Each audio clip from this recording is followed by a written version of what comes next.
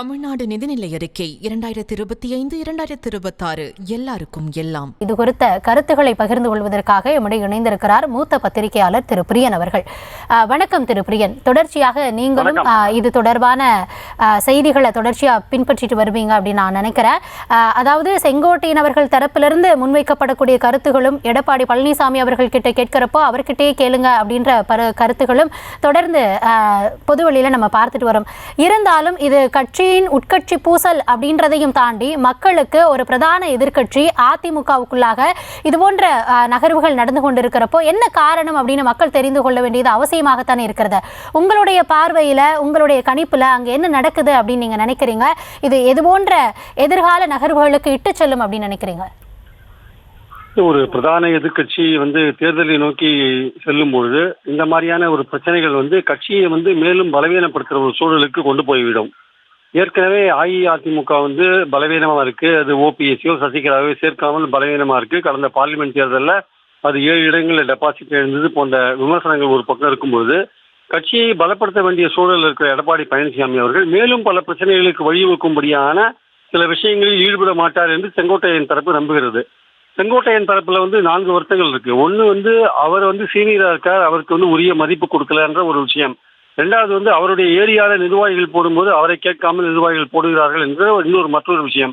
மூன்றாவதாக பார்த்தீங்கன்னா எல்லோரையும் இணைக்க வேண்டும் என்கிற ஒரு விஷயத்தை வச்ச போது எடப்பாடி பழனிசாமி அவர்கள் அதை கேட்காமல் இருந்த ஒரு விஷயம்.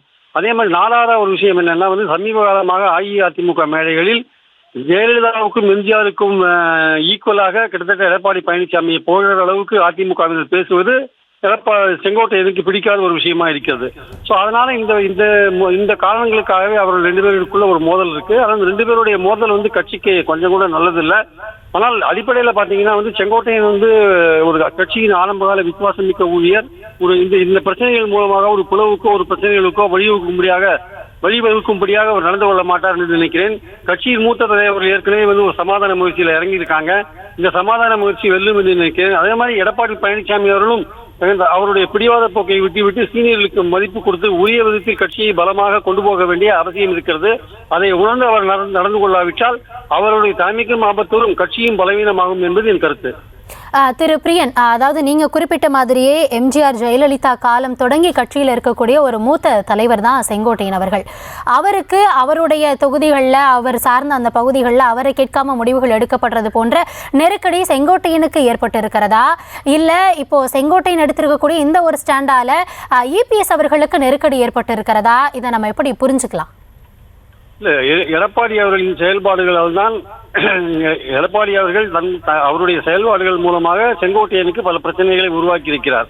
அதாவது உதாரணமா சொன்னா அந்தியூர்ல ஒரு முன்னாள் எம்எல்ஏ இருக்கார். அவர் கட்சி அங்க தோக்கிறதுக்கு காரணமா இருந்திருக்கார். அதை செங்கோட்டையன் மேடைகளில் வெளிப்படுத்தினார். கடைசியில பாத்தீங்கன்னா அந்த நிர்வாகிக்கே பதவி கொடுக்கிறாரு எடப்பாடி. ஸோ இந்த மாதிரி சூழல்லாம் இருக்கும்போது அந்த பகுதியில் இருக்கிற ஆரம்பகால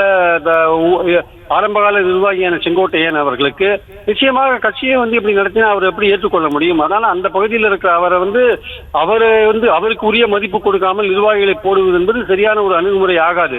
அது சீனியரா இருக்காரு. இன்ஃபேக்ட் எடப்பாடிக்கும் அவர் சீனியரா இருக்கிறத நம்ம பார்க்கிறோம். அதனால கட்சி பலவீனமாக அல்லது பலவீனாத சூழலில் இருக்கும் பொழுது எதற்காக ஒரு சீனியர் தலைவர் அவரோட ஒரு கருத்து முரண்பாடுகளை எதற்காக எடப்பாடி வளர்த்துக் கொள்கிறார் என்ற கேள்வி இங்க எழுகிறது. எடப்பாடிக்கு இருக்கிற ஒரே ஒரு பின்புலம் என்னன்னு பாத்தீங்கன்னா அவருக்கு இந்த பொதுக்குழு உறுப்பினர்களும் எம்எல்ஏக்களும் ஆதரிக்கிறாங்கன்ற அந்த பின்புலத்தை வைத்துக் கொண்டு அவர் எல்லா மாவட்டங்களிலும் பலமாக இருக்கும் பலரை பலவீனமாக்கும் ஒரு முயற்சியில் ஈடுபடுகிறார் என்ற குற்றச்சாட்டு அதிமுக வட்டாரத்தில் தொடர்ந்து நிலவிக் கொண்டிருக்கிறது.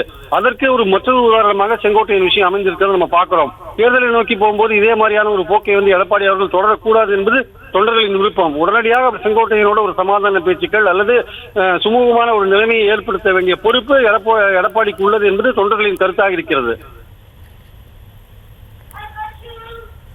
இந்த தருணத்தில் இணைப்பில் உங்களுடைய கருத்துக்களை பகிர்ந்து கொண்டமைக்கு நன்றி திரு பிரியன். தமிழ்நாடு நிதிநிலை அறிக்கை 2025-2026 எல்லாருக்கும் எல்லாம்.